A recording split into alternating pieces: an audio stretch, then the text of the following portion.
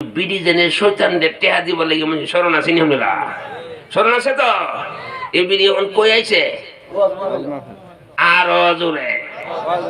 ও আর শুনতো আইছে না শয়তান বিচার তো শয়তান বিচার এই বিডি ফেন্ডারের লগে আইয়া বয়ে গেছে তো একজন ভালো লাগছে সবাই শুনতেছে মাইশান থেকে এক ব্যক্তির পেশা পর্যন্ত ধরছে উচ্চ মাসে দূর দূর কোনারাত গেছে এমনি বিডি কো আব্বা শয়তান আব্বা এই বেটা কই আমি শয়তান আসলাম কুম্বালা খোনা হুজুর আপনি শয়তান বাবা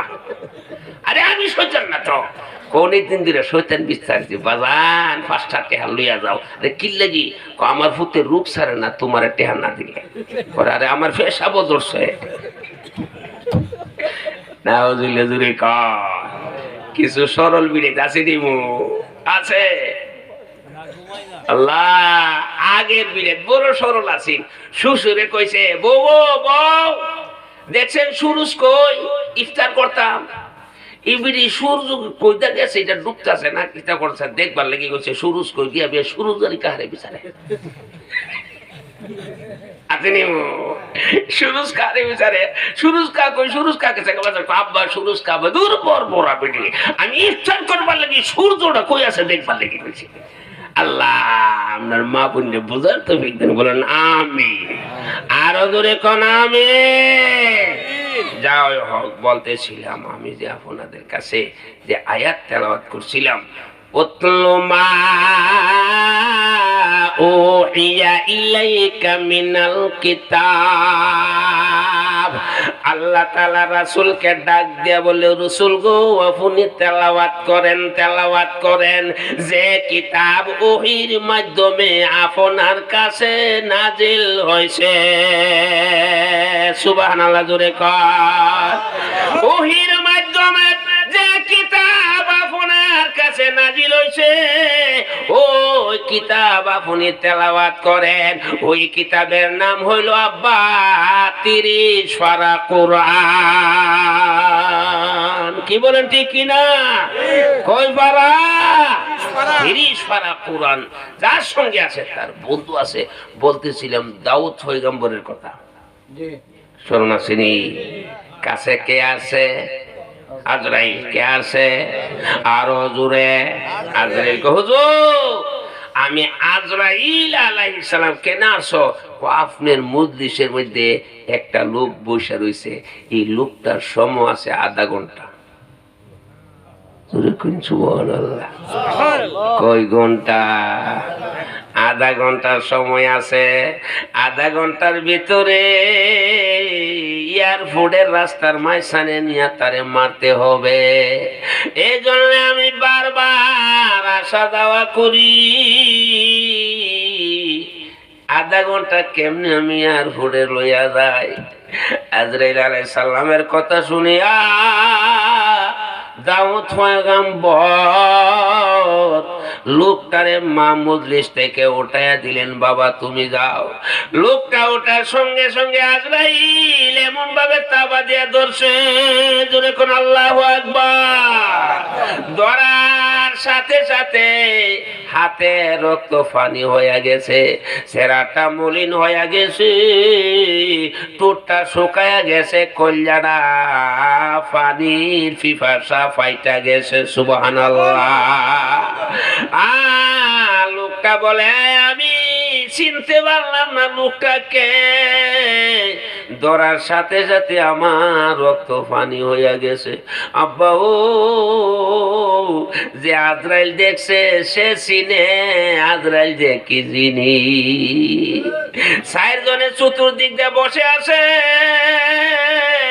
লোকটা বলে মাগো আমার ভয় লাগে বাবা তুমি কি দেখছো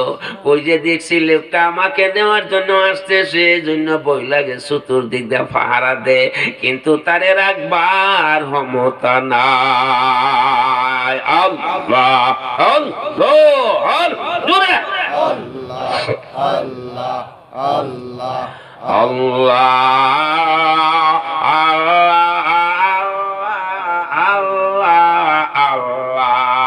আল্লাহ আল্লাহ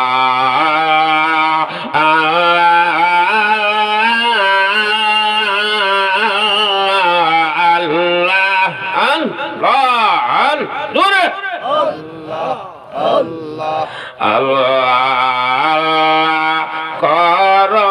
মুমিন আল্লাহ কর মুমিন আল্লাহ কর সাধনা সে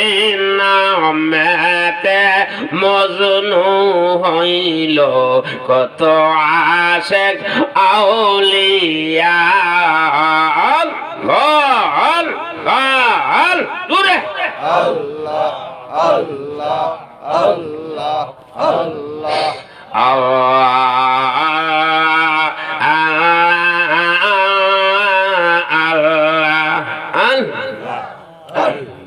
আল্লাহ